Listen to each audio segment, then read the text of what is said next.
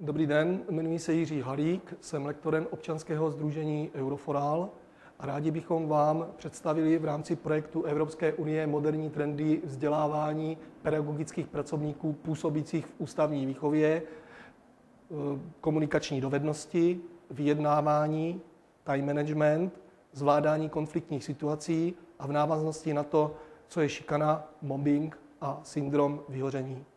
Začneme komunikačními dovednostmi. Proč je důležité komunikovat? Komunikace je vším, čím lidé působí jeden na druhého. Není to ale jen to, co říkáme, není to jen to, co píšeme, není to jen mimika těla, ale je to samozřejmě i to, co třeba vidíme. Do mimoslovního vyjadřování patří formy této komunikace. Způsob vyjadřování, verbální komunikace pomocí řeči, neverbální komunikace, což jsou gesta, označení, výrazy tváře, které používáme pro komunikaci, písemná komunikace, písemné sdělení, kde vyjadřujeme svoje názory a pocity a samozřejmě vizuální komunikace pomocí očí.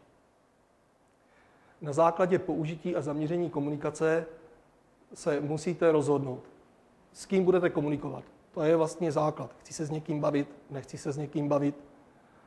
Jaký bude obsah komunikace? Připravit si dopředu, o čem ta komunikace vlastně má být. Jaký prostředek ke komunikaci zvolíte?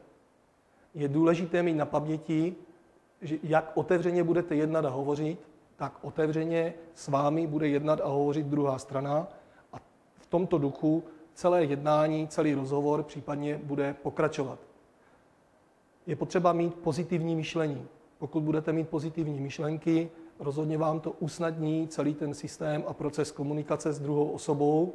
Negativní myšlenky a vyjadřování, to už je náběh na špatný výsledek. Může to být to, čeho nechceme v žádném případě dosáhnout. Teorie sociální komunikace říká, nelze nekomunikovat. Pokud se jako lidé mezi sebou nebudeme domlouvat, pak neexistuje žádný prostředek, abychom vyřešili situace, do kterých se dostaneme. Nyní si řekneme něco o verbální komunikaci. Řeč je pramenem všeho lidského nedorozumění. Ano, my se domlouváme, my řeči rozumíme, ale samozřejmě tím vznikají i nějaké konfliktní situace a to je právě to nedorozumění. Slovy sdělujeme, konstatujeme, ptáme se, varujeme, přikazujeme, přemlouváme, domlouváme, odmlouváme. Zejména u dětí, ale samozřejmě, že s tím odmlouváním se setkáme i u dospělých, když nechceme přijmout nějakou výzvu nebo nějaký úkol, tak k tomu máme příslušný komentář. Tady máte ukázku řeči těla, neverbální komunikace, se kterou se můžete v praxi setkat. Důležitá je také mimika. Sdělování si výrazem obličeje. V podstatě jsme to převzali od našich přátel lidoopů, pro které je mimika jedním z nesmírně důležitých prostředků vyjádřování se. Například při pozdravu, když vraštíte obočí, půjdete po chodbě, někoho potkáte, tak můžete říct ahoj, rád tě vidím. A nebo druhého potkáte, kterého ne za stolik rádi vidíte a řeknete ahoj, dobrý den, ale bez jakéhokoliv výrazu v obličeji. Takže i toto hraje určitou roli v našem vyjadřování. Sdělování rozdělujeme na haptiku, což je podání ruky, bezprostřední dotyk, kinezika, řeč pohybů, gesta, pohledy a tak dále. Posturologie, řeč našich fyzických postojů, držení těla, jestli jsme zrbení, jestli jsme narovnaní, už dáváme ten pocit toho, že jsme nad věcí, nebo jestli se někde choulíme a máme z něčeho strach. Proxemika, sdělování si přiblížením a oddálením. A paralingvistika, sdělení s vrchními částmi těla. Lidi, se kterými se denně setkáváme, se řadí do služební kartotéky. V hlavě máte vlastní kartotéku a s těmi lidmi, se kterými se setkáte, tak si je zařazujete. Bylo to dobré, bylo to špatné, mohlo by se to zlepšit, mohlo by se to zhoršit. A když pak podruhé toho člověka potkáte, tak mozek zapracuje jako kartotéka a sám vám řekne, ano, když uvidíte tu tvář nebo uslyšíte ten hlas po telefonu, tak už budete vědět, kam řádově máte toho člověka zařadit. Samozřejmě, že velmi důležitý je první dojem. Je to takzvaný halo efekt, další je ďáblův efekt a poslední efekt. Z prvního dojmu může plynout spousta různých omylů. Víte dobře, že s některým člověkem se setkáte a věříte mu hned na poprvé, udělá na vás dobrý dojem a při jednání najednou zjistíte, že to není to pravé ořechové. Zatímco s někým se setkáte, ten člověk z nějakých důvodů, říkáme tomu chemie, mi není tolik sympatický, ale z průběhu jednání najednou zjistím, že je to úplně někde jinde a že si s ním velmi dobře rozumím. Ďáblův efekt je opakem halo efektu. Ten se týká, že se potkám s člověkem, který nemusí být přímo ošklivý, ale mně nebude příjemný. Pro mě v mých očích bude ošklivý. Ale tento dojem může ovlivnit zase celé jednání, ale přitom to jednání nakonec dopadne, nebo ten rozhovor dopadne mnohem lépe, než jsme sami očekávali. No a potom je efekt posledního dojmu, což je přirozená tendence lidského vnímání zapamatovat a podržet si nejčerstvější, tedy poslední informace.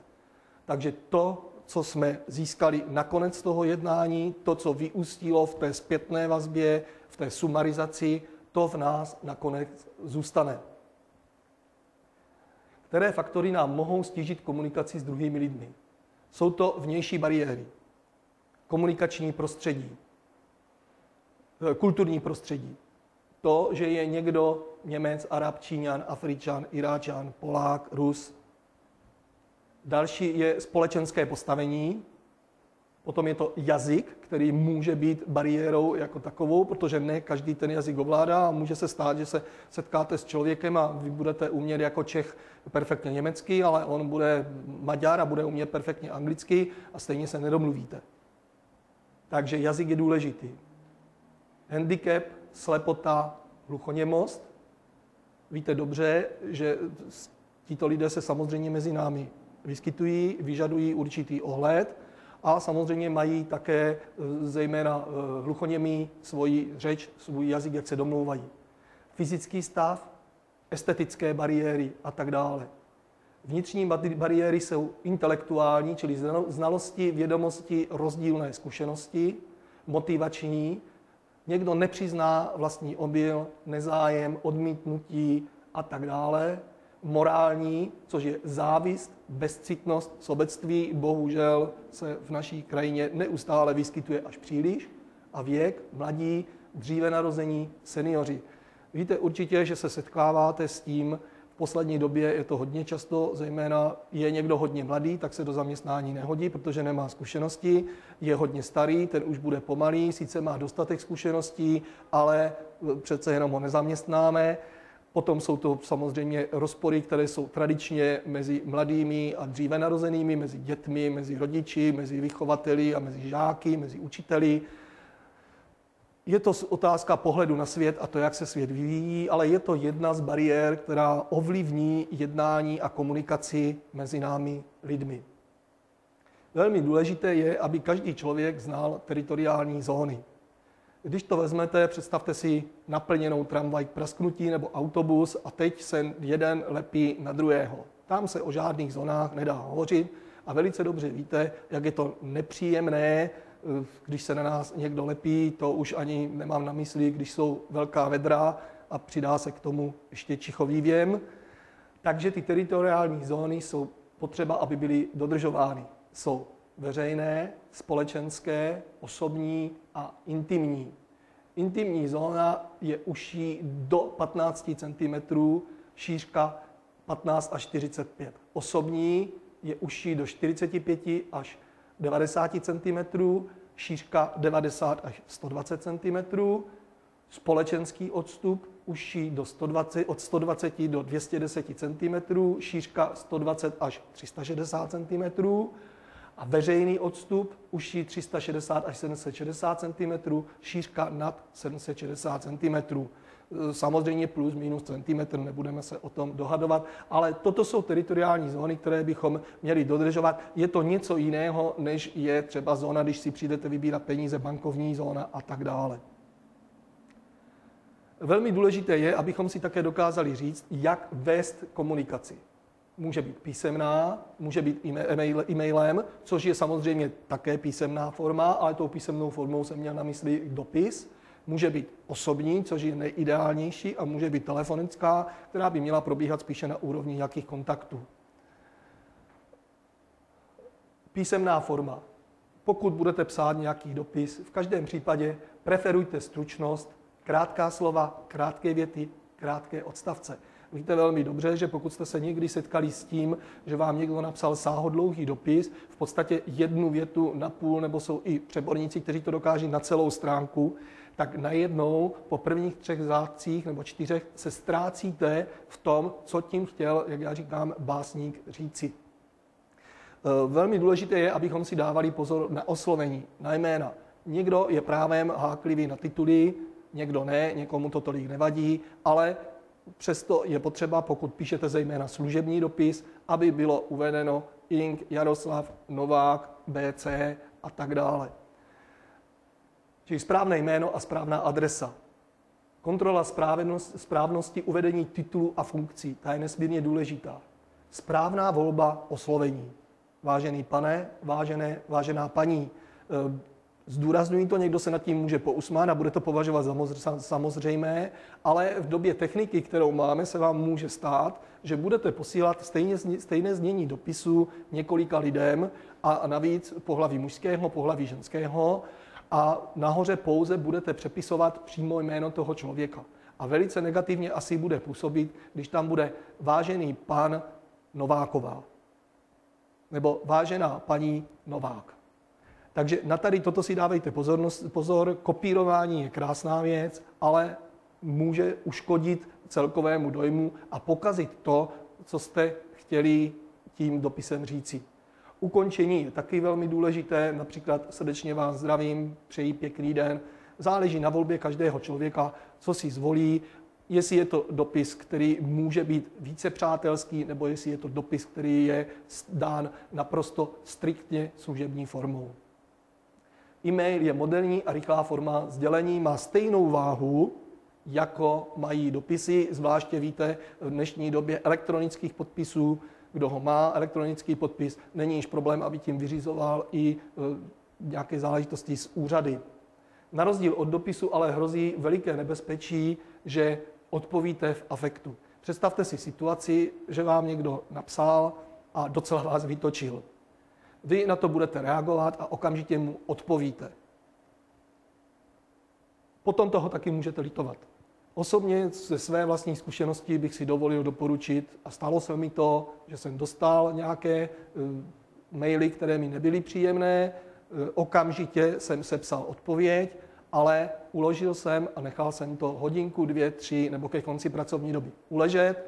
Přečetl jsem si ještě jednou ten mail. Pokud jsem s ním souhlasil i po této době, tak jsem ho odeslal, ale můžu vám říct, že v 90% jsem ho upravil, dalo by se říci zjemnil.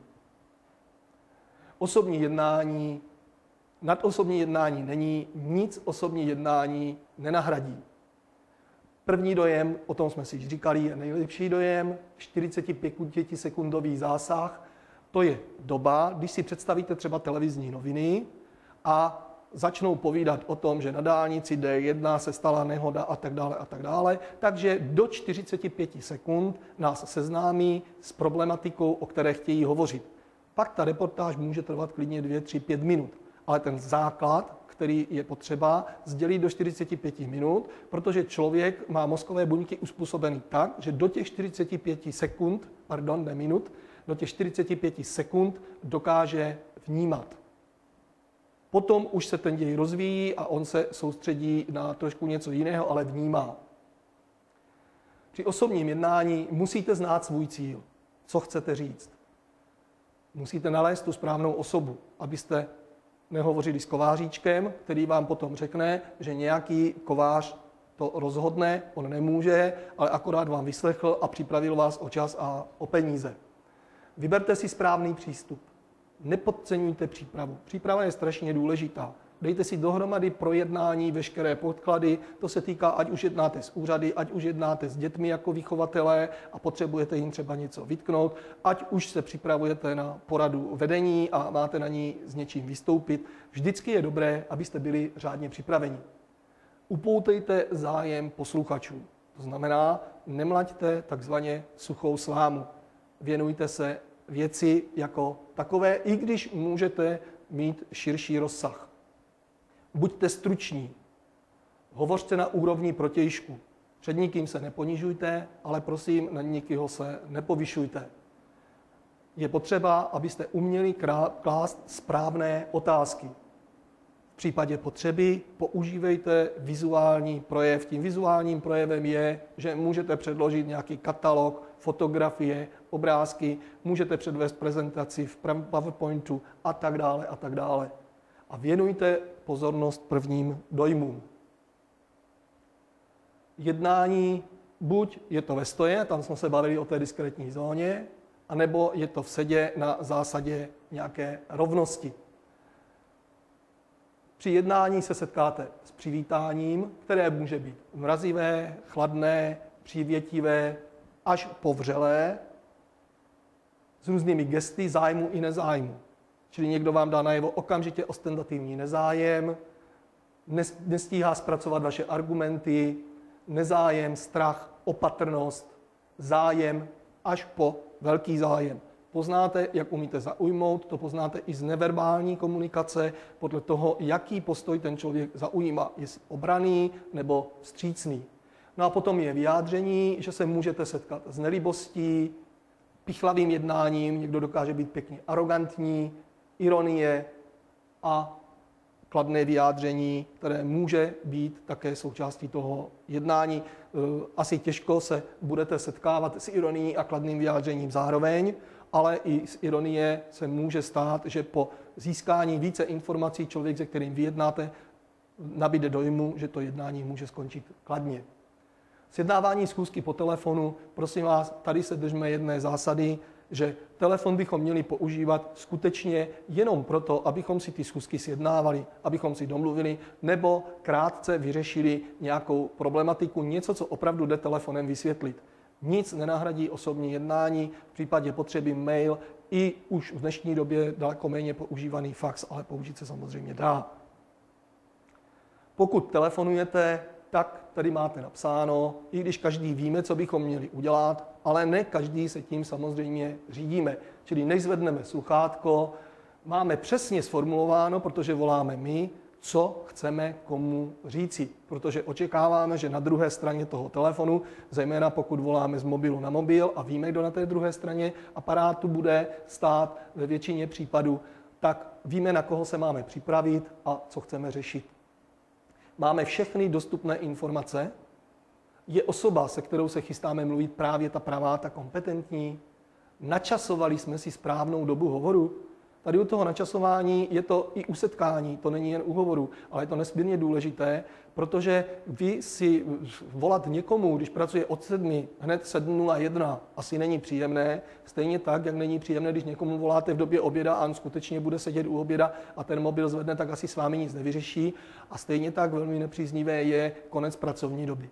Čili v té přípravě, kterou vy si chystáte na ten hovor, byste také měli pokud možno vědět, jakou ten člověk má pracovní dobu. Kdy nastupuje do práce, oběd ten se dá zhruba odhadnout a kdy mu zhruba končí ta pracovní doba. Samozřejmě, že můžete člověka přistihnout také někde na služební cestě, nebo že bude řídit auto a pak vám krátce vysvětlí, že se vám buď ozve, nebo abyste zavolali třeba za hodinu. Zvážíte, jestli by nebylo lépe využít buď mail nebo fax. Hovory do firmy, nezapomeňte se představit. Jistě, když vám zase můžete někdo namítnout, když mi někdo volá z mobilu na mobil, tak ví, komu volá. Ano, pokud to není pouze číslo, pokud je to číslo, o kterém nevíte, kdo vám volá, tak se samozřejmě na služebním telefonu představíte. Pokud se vám ten člověk objeví na displeji a máte ho zařazený v kontaktech, tak reagujete asi trošičku jinak. Ale v každém případě se představíte a řeknete minimálně svoje jméno, záleží na tom, jak ten hovor je, jestli je žoviální nebo je striktně pracovní. Totež očekávám z druhé strany aparátu. Snažte se být struční, věcní, srozumitelný. Pokud budete mluvit s někým rozlobeným, ať je to klient, kolega nebo někdo jiný, pozorně naslouchejte, případně si dělejte poznámky. Buďte pozitivní a srdeční. Oslovujte příjmením nebo titulem, pokud to není někdo, s kým si případně týkáte a znáte se s ním lépe. Buďte empatičtí, projevte svoji účast v případě toho, že je něco negativního a ten člověk potřebuje pomoci. Zopakujte jeho problém, dáte tím najevo, že jste pochopili. Když použijete jeho slova, on to bude více brát na té druhé straně za své, protože ta slova řekl on. Dejte mu návrh na pozitivní řešení jeho situace, poděkujte za zavolání a rozlučte se. Velmi často se můžeme setkávat s trémou. I vy jako vychovatelé se s trémou určitě setkáváte. Není to otázka toho, když jste s dětmi, ale je to i třeba otázka toho, že někdy můžete mít trému vůči nadřízenému, můžete mít trému vůči nějakému kolegovi, nebo máte vystoupit najednou před větším fórem. Někomu nevadí, když s někým jedná, někomu nevadí, když jsou tam 2-3 lidi, ale v momentě, kdy uvidí třeba skupinku 10-15 lidí, skoro zaplněnou nějakou místnost, tak na něho ta tréma přijde, ať chce nebo nechce. Pokud vím, že budu mít nějaké takové jednání, které mě čeká, tak se budu chtít dobře vyspat, střídně se najíst, dodržovat pitný režim a prosím vás hlavně správně dýchat. To je strašně důležité, jo? Protože pokud budete někde v prostředku věty lapat po dechu, tak to asi nebude vypadat to jednání dobře a ta tréma se na vás jednoznačně podepíše a projeví a to okolí ji pozná. Takže sebevědomí je nedílnou součástí pozitivního postoje, který člověk může zaujímat. Samozřejmě, že může být sebevědomí nízké a může být sebevědomí vysoké. Člověk, který má vysoké sebevědomí, s tím se hodně špatně někdy jedná, nepleťme si ale sebevědomí s nějakým machrováním. Sebevědomý člověk, zdravě sebevědomý člověk je potřeba, aby dokázal a on dokáže zvládnout spoustu různých situací, které se jiným zvládnout nepodaří. Člověk, který má nízké sebevědomí, trpí strachem z pomluv, strachem z nepochopení, strach z úspěchu, ale i strach z neúspěchu. On se bojí toho, čeho dosáhne, že mu třeba lidé budou závidět, nebo že na to nemá, ale bojí se, že toho nedosáhne. Strach, že mě někdo odmítne, strach hovořit s lidmi, i taková fobie existuje. Strach z toho, že mě někdo osloví a tak dále a tak dále. Co je nesmírně důležité, je, a víte velmi dobře a setkáváte se s ním denně, že někdo s námi buď manipuluje, snaží se manipulovat vědomně nebo nevědomně. Učitelé manipulují se žáky zcela legálně, jinak to nejde. Trenér manipuluje s fotbalovým družstvem, ředitel manipuluje se svými podřízenými. Ale to je trošku jiná manipulace, než která je nezdravá. Pokud nechcete, aby s vámi někdo vyloženě manipuloval, lidově řečeno oral a vláčel, tak vezměte zodpovědnost do vlastních rukou. Stanovte si svoje cíle, stanovte si priority a stanovte si strategii, jakou těchto cílů dosáhnete. Stůjte si velmi za svým. Manipuláři velmi rádi zkoušejí, kde je jejich hranice. Vy si musíte uvědomit, jak dalece toho člověka si k tělu připustíte. Nemám na mysli fyzicky, mám na mysli, když spolu třeba rozmlouváte, jednáte. Pozor na milá slova, kdy se vám tito lidé, kteří s vámi chtějí manipulovat, také chtějí spíše vlichotit. Pocit viny jsou také silnou zbraní, kterou nás někdy manipulátor může dostat. Prostě on vám navodí atmosféru, že za něco můžete případně vy. Technika pokažené gramofonové desky. Tito lidé neustále opakují dokola jednu rádoby pravdu, převážně pravdu svoji. Takže pozor na manipulanty. Velmi důležitou při jednání a při komunikaci je zpětná vazba. Mnohdy se hodně podceňuje. Je to vstřebávání informací, které jsem získal. Na jedné straně si informace získám, ale na druhé straně musím vědět, jak s nimi mám pracovat. Pokud je dám do šuplíku, tak jsou mi informace k ničemu. Pokud s nimi neumím pracovat, v podstatě jako bych je nezískal. Při zpětné vazbě je nesmírně důležité, aby člověk zvládal své emoce. Víte dobře, že když se někdo projevuje příliš emocionálně, tak to při jednáních jakýchkoliv, při řešení situací vůbec není ku prospěchu věci. Ale někdy zase na druhé straně emoce sehrají svoji pozitivní roli. Pracujte s přesnými fakty, nikoli s domněnkami. Musíte vědět skutečnost, realitu a ne agentura JPP, jedna paní povídala, v žádném případě. Chovejte se profesionálně, zvládejte citové přijetí, zvolte vhodné načasování, o tom jsme se již bavili, co je vhodné načasování, a poskytněte pouze stravitelné množství informací. Pokud někoho zahltíte, přehltíte, ten člověk si víte sami, co jste schopni si sami zapamatovat, a z toho vycházejte, že i druhá strana si může zapamatovat o něco více, ale také o něco méně. Techniky asertivního naslouchání jsou stimulace neboli povzbuzování, parafrázování, čili přemlouvání, vyjádření se jinými slovy, co někdo jiný řekl, dotazy, diagnostika problémů, ověření si vyjádření řečnického, pozitivní úprava, pojmenování, popis činnosti, vcítění a tak dále, shrnování, čili hlavní myšlenky, fakta a ocenění, uznání a vstřícnosti v jednání. Technika kladení otázek, postupujte systematicky a držte se daného tématu, merita věci. Nechejte partnerovi čas na rozmyšlenou. Opět nezahoďte ho, nepalte na něho jednu otázku za druhou jako kulomet. A pokládejte vždy jen jednu otázku. Víte sami, že když vám někdo položí 2-3 otázky, přemýšlíte, na kterou máte odpovědět, a stejně potom se ptáte, a která byla ta druhá a která byla ta třetí otázka. Nepokládejte sugestivní otázky, protože pokud budete pokládat sugestivní otázky, dostanete odpověď, kterou dostat chcete.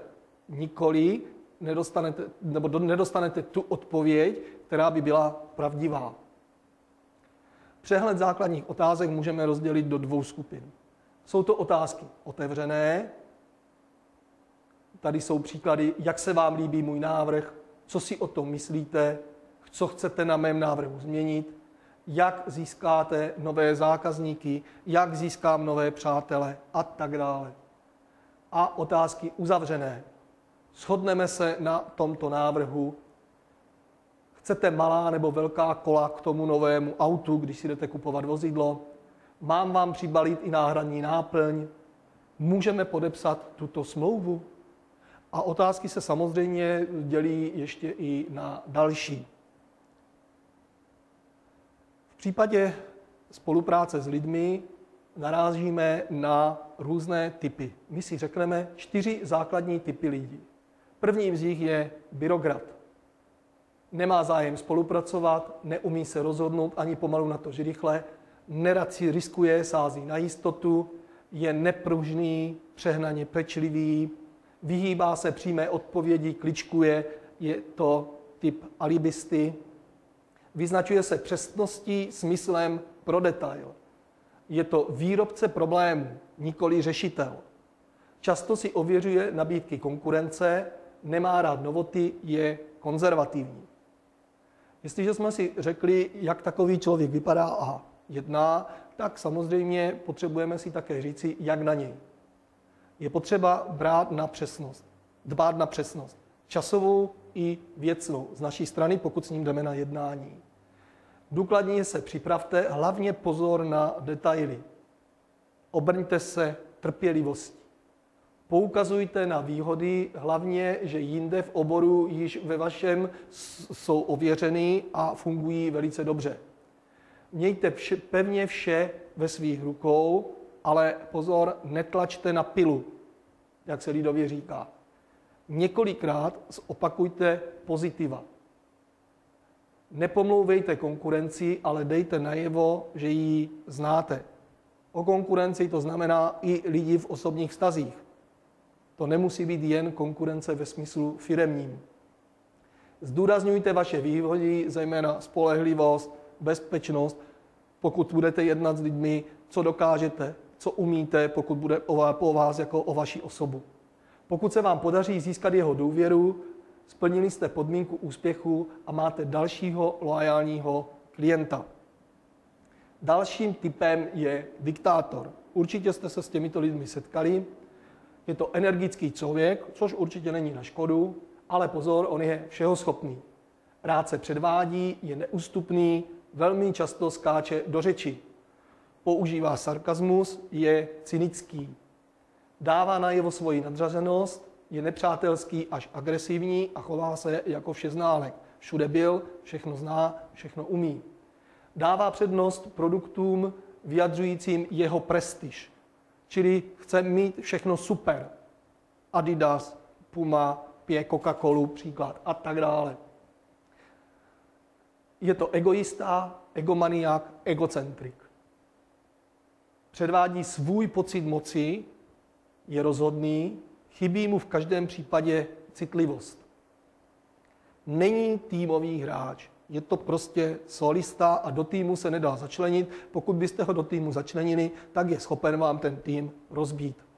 Nepřátelský ve svém chování, agresivní a čiší z něj chlad.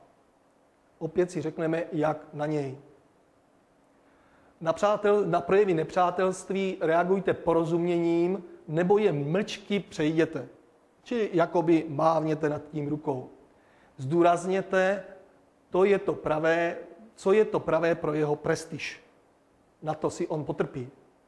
Na začátku mu dejte prostor, ať se odkope, ať ukáže svoje slabé stránky, protože každý máme silné a slabé stránky a u tohoto typu člověka, diktátora, se to dokáže dokonale využít. Dejme mu najevo vážnost jeho osoby. On si na to potrpí. Co si myslíte, je vaše věc. Někdy je bohužel u tohoto typu důležitá přetvářka, pokud chcete mít úspěch. Posilujte v něm pocit jeho zaangažovanosti. Nenechejte se rychle odradit, opět buďte trpěliví. Pokud se vám to podaří, získáte dalšího loajálního člověka na svoji stranu. Dalším typem člověka, se kterým se při jednání setkáte, je takzvaný výkonný typ. Rád spolupracuje. Je to přirozená autorita, osobnost, přátelský, upřímný, zdvořilý, vstřícný. Předpokládá, že umíte uspokojit jeho potřeby a sdělíte mu, jak ty potřeby dokážete uspokojit. Umí potlačit svoje emoce, umí stanovit pravidla a vytyčit mantinely. To je při jednání nesmírně důležité. Je to realista, porovnává kvalita, užitek, cena. Je to týmový hráč, člověk, kterého do týmu můžete zapojit, člověk, ze kterého můžete udělat šéfa týmu. Umí naslouchat a má rád zpětnou vazbu. Bytostně nesnáší reklamu, není manipulovatelný, nenechá sebou orat a vláčet, má svůj názor, za tím názorem si stojí, ale dokáže přiznat svoji chybu, dokáže být vstřícný ke svému okolí. Orientace na výkon a na lidi. Je to ideální kombinace. Není zahleděn do sebe, ale spíše se orientuje na ty druhé kolem sebe. Chce být za každou cenu užitečný, prospěšný. Umí se rozhodnout a stojí za svým rozhodnutím, snaží se být citlivý. Když s ním budeme jednat, jak na něj, důkladně se připravit, zjistěte, co je potřeba. Dejte mu najevo, že v daném okamžiku vám záleží jenom na něm. To byste ostatně měli dávat najevo každému člověku, se kterým jednáte. Zkuste se do toho vcítit. I vám bude příjemné, když kdokoliv s vámi bude jednat a vy pro něho budete ta prioritní osoba. Vysvětlete mu nabízená řešení, zapojte ho do rozhodování. Nenechte ho, aby byl pasivní. Nemá to rád. Opět netlačte na pilu, postupujte krok za krokem citlivě. Zaměřte se na výhody a nevýhody vašeho produktu, jednání, služby, servisu a tak dále. Nepomlouvejte konkurenci, nemá to rád, on si o ní dokáže své informace zjistit, jak potřebuje. Dokažte mu, že s ním jednáte na základě rovnosti. Pokud ho získáte, budete mít užitek z toho, že jste ho poznali a vzájemně budete dobře spolupracovat. Posledním základním typem je člověk sociabilní. Je pasivní v jednání, váhavý střelec, je závislý na názorech druhých. Velmi rychle názory mění. Nedokáže mít svůj vlastní názor, nechává se ovlivnit, nechává sebou manipulovat. Přesto je týmovým hráčem a je pro tým v každém případě důležitý. Je citlivý, laskavý a horlivý. Právě pro tu horlivost je velmi užitečný pro tým, ale samozřejmě ta horlivost má své meze a záleží na vedoucím týmu, jak si takovýto typ člověka umí pohlídat. Rychle se nadchne a je snadno manipulovatelný. Velmi rád odbíhá od tématu, takže pozor, když s ním budete jednat, je potřeba, abyste mu dali prostor, nechte ho, ať si trošičku od tématu odběhne, ale velice rychle se snažte ho zase do toho tématu vrátit zpátky, jinak budete celou dobu mlátit takzvaně suchou slámu. Má rád jistoty a je v nich rád utvrzován. Nerad nese odpovědnost, raději nechá rozhodovat jiné. Je konzervativní. Jak na něj? Dejte mu najevo opět jeho důležitost. Dávejte důraz na výhody produktu v kontextu na uspokojení jeho potřeb. Nabízejte zejména vyzkoušené a ověřené produkty. Vy musíte být ti, kdo řídí jednání. Používejte přesvědčivé argumenty, dejte prostor pro zpětnou vazbu. Ptejte se, zda má nějaké námitky. On se chce k tomu v každém případě vyjádřit. Na závěr proveďte shrnutí a krátkou analýzu toho, čeho jste dosáhli.